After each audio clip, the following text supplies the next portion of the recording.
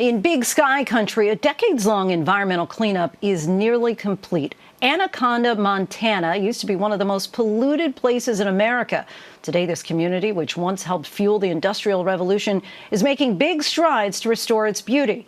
But a neighboring town is frustrated by the pace of their cleanup, and residents say the government is leaving them behind.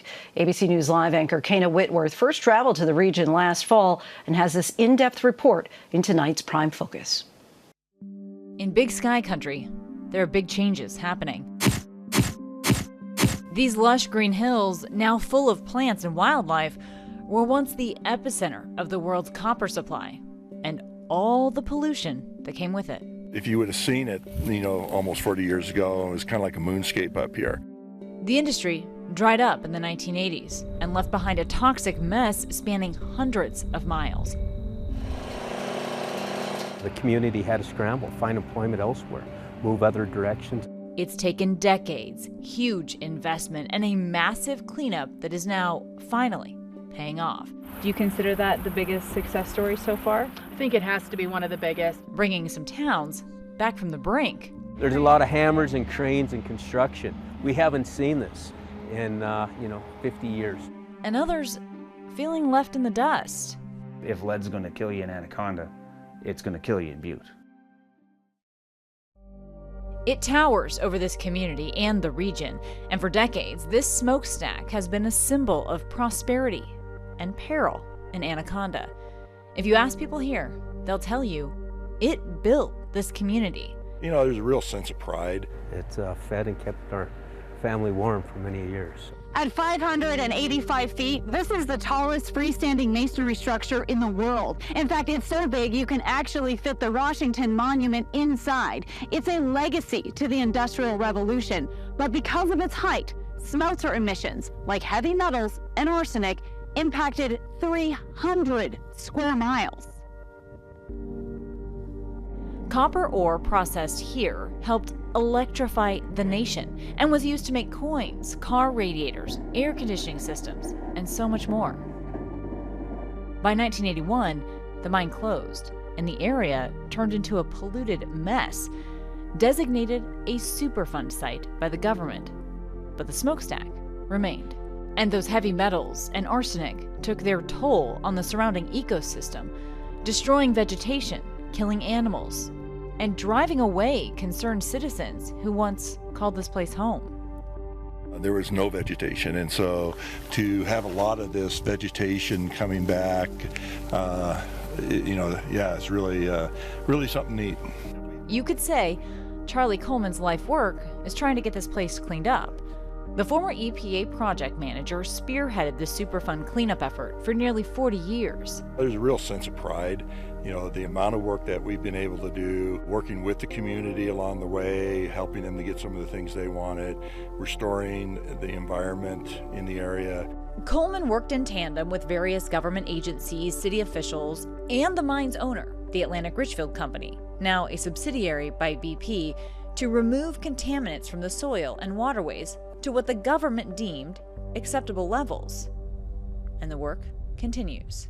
The company's done a really good job working with folks. We've cleaned up nearly 3/4 of the community. The water comes from a very clean source. So there's still, despite the progress that we can see, when we look down at the homes and businesses, there's still work to be done.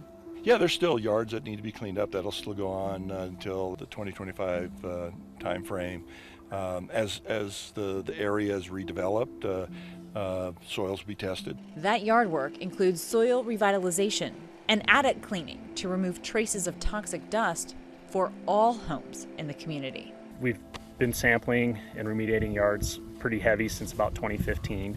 There's roughly 3,300 residential properties within the site, and we've sampled 2/3 of that right now and remediated about a little over half. We're doing between 100 and 200 yards per year. Some homeowners watching the cleanup in action feel good about the future of Anaconda. When you see attics getting cleaned out, it makes me happy. Watching this town grow into something, to me, I'm really excited about.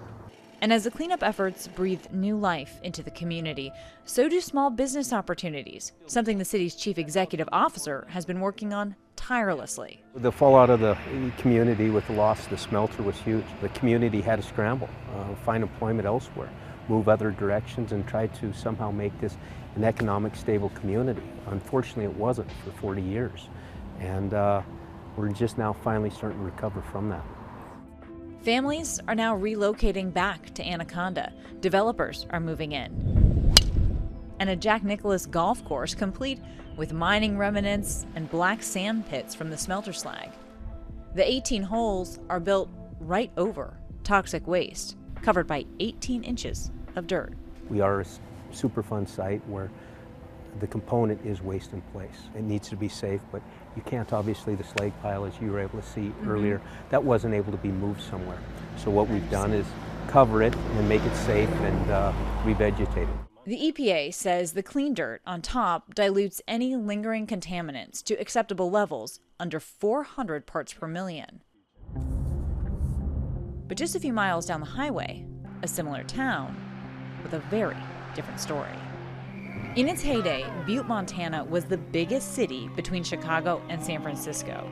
For decades, the enormous copper deposits beneath these hills were sent off to Anaconda, and in the process, left mine waste like lead and arsenic all over the community. I grew up across the street from a mine dump that was called the Yellow Hill. You know, we played on it, it turned yellow when it rained, and we'd go play on it and, you know, ruin our shoes. But now you think about it, it's crazy that we live like that. That was just normal for us. The Berkeley Pit, also normal for locals here. Complete with noisy sirens to keep birds away, this colossal hole in the ground is flooded with one of the largest bodies of contaminated water in the United States and sits right on the edge of town. The cleanup has been dragging on since the 80s, and while there have been remediation efforts, Butte's cleanup still has a long way to go. The hillsides have many dead zones, and there's toxic wastewater in the creek that runs right through the middle of town. We are at the Continental Divide here. This is the headwaters of the Columbia River right here. And amazingly, they waited for the cleanup of the first mile of the to be the last cleanup. We never could figure that out. It made no sense. The cleanup effort here is also operating under different standards than in Anaconda. We are to accept 1,200 parts per million. Anaconda is at 400 parts per million. We have 3 times as much lead in the soil than they do over in Anaconda. Makes no sense whatsoever since the tolerance for lead for children is 0. Do you feel like the government is leaving you behind? Yes, I do, because you know, I'm a Butte native. I've lived here almost 60 years. We're a small fish in a big pond, and we're not getting what we deserve, and Butte deserves better. As a parent, it's terrifying that we have this going on. They'll promise they'll be on top of it forever. If something breaks down, they'll fix it. And how many people are going to get sick before they realize it needs to be cleaned up? Since our trip to Butte, the EPA has released new national guidance on lead contamination that might lead to a reduction in that 1,200 parts per million standard that frustrated residents. Do you see how it would be hard for people in Butte to say, why do we have to accept a higher level of contaminants than our neighbors down the road? Yeah, we definitely do understand the concerns it raised. We've upped our public engagement. We're pushing more for transparency within the data, but we do understand the concerns. But I do want to point out, though, if the data does show that there's been a significant decline of blood lead levels within Butte, even with the current cleanup level. Back in Anaconda, the cleanup effort has been so successful that the EPA recently removed it from the state's roster of Superfund sites. This is the American way. Where we're located is absolutely amazing place for recreation. We got a beautiful ski hill, we got the Pentler Wilderness, we got the Big Hole Valley. We got all those things. We got a beautiful Jack Nicklaus golf course, and we want to share it with others. Yeah, baby! The region looking to turn a corner while staying true to their roots. They've been a little bit left behind. That we ripped off our mountaintops to electrify this country. We helped the country We help the government, now we need help, and we're being overlooked. Well, we certainly understand the concerns and the love for the community. As I said before, Butte is a top priority for us. You could see it in the amount of resources that we put in, the time we spend there, the focus we have on community engagement. We want to be able to do the best we can for those people. Our thanks to Kayna for that. Hi everyone, George Stephanopoulos here. Thanks for checking out the ABC News YouTube channel. If you'd like to get more videos, show highlights, and watch live event coverage, click on the right over here to subscribe to our channel, and don't forget to download the ABC News app for breaking news alerts. Thanks for watching.